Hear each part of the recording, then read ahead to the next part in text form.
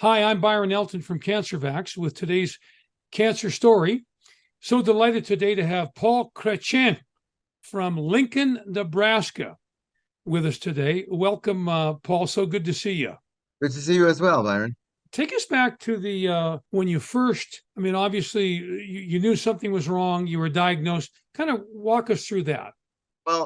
My diagnosis was in May of 2018, but I had known for several years that something was up. And I always, as being a physician, you don't have time you don't make time, I should say, to take care of yourself. So I was having, not consistently, but periodic bleeding and then change in bowel habits. And oh, it's a hemorrhoid. Oh, it's what I ate. Oh, I always poo-pooed it away.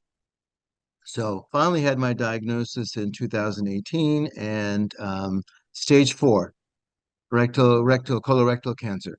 I went through the standard chemotherapy and then radiation, and then I had the primary surgery, and that was takes us to January 2019. That's when my first surgery was. After that, I had the mop-up chemotherapy, and then in July of 2019, I was told, your scan is clear. You are doing fine. Come back in 9 months Oh or a my God. year. We'll come back the next year, like next March or something like that. And everything was fine. Meanwhile, I worked this entire time.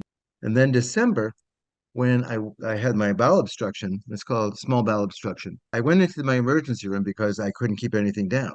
I couldn't. And I went first to get a liter of fluid because I figured I was just dehydrated. And next thing you know, they send me to the ER because they're closing. And I get into the ER, my ER where I work, my own hospital. And they do the x-ray and they say, come back. And as a colleague of mine says, uh, would you like to be hospice? Do you want to be DNR? You're stage four cancer. I said, excuse me, I just worked yesterday. Um, no. Meanwhile, the CT that evening, the two spots in my liver was the only thing that lit up, and they were 4 times larger than they had been back in 2018. So I get admitted to hospital, that gets taken care of, and then I have to have treatment again. And we're planning this treatment, and I get a second one within a month. I'm back in the hospital again for another excuse me, SBO, small bowel obstruction. At this point, the surgeon who had not the primary surgeon, but the liver surgeon who had told me that everything was fine, comes back in while I'm in the hospital and says, "Oh, by the way, that scan in July, it really wasn't normal." And he showed me right here. You can see there's a blush there. That's the scan. The spots never really went away. And meanwhile, Sherry, my wife, had done her due diligence, and everyone was telling her, "Get him out of here. Take him, put him however you get him there tomorrow. Get him to Huntsman." The kids pack up the house. Sherry and I hightail it to Huntsman. Getting to Huntsman, we encountered a fantastic team. They took very good care of me.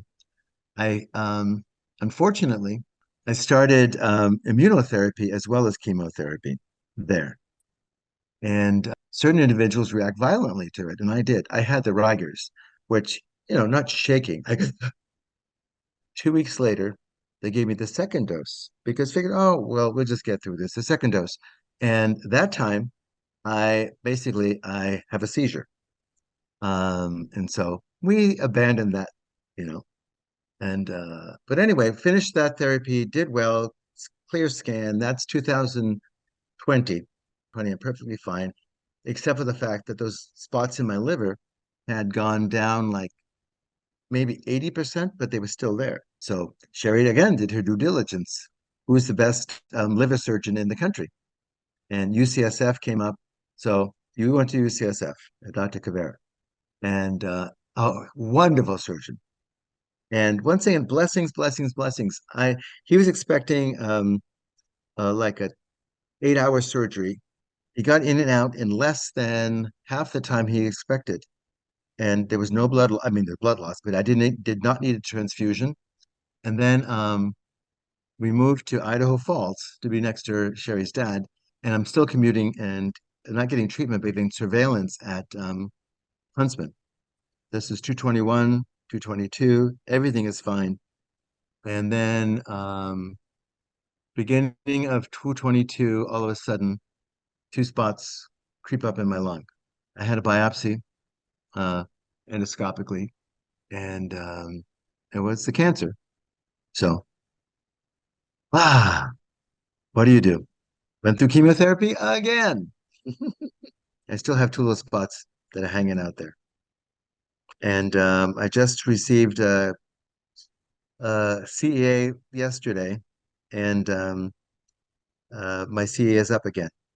So I am in the best health I've been in 10 years, and I have a time bomb ticking right here.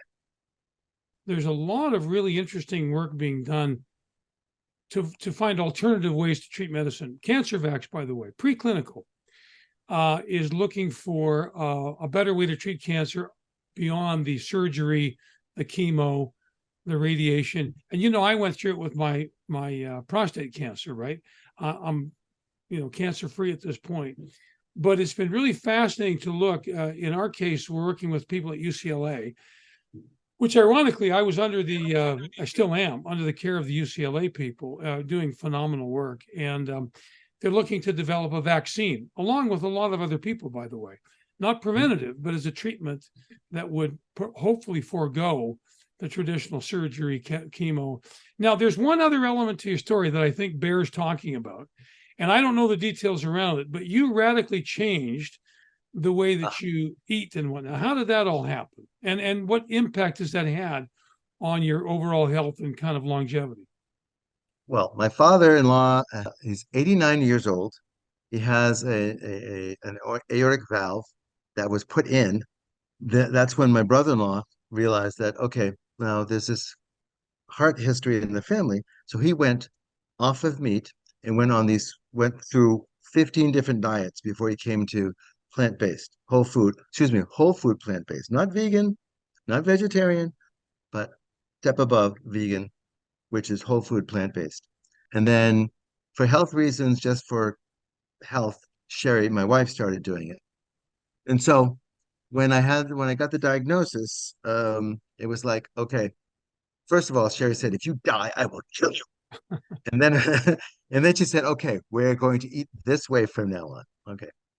It's really helped with overall energy, help with cleansing my body, clarity of thought. You probably more than anybody else have seen the magic and the real power of our body to heal itself given the opportunity. The body is a miracle. Exercise, sleep, helping other people, good mindset, eating good food, all of Mm-hmm. that stuff comes into it. And hopefully some really great work will come out, or some great results will come out of the work that's being done.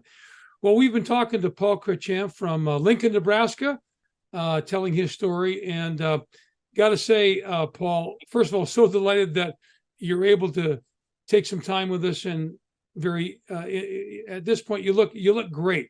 So whatever you're doing, keep it up. I will. Thank you so much. Yeah, Good to thank you speak so with much you. for having us. Okay. Bye-bye. Take care.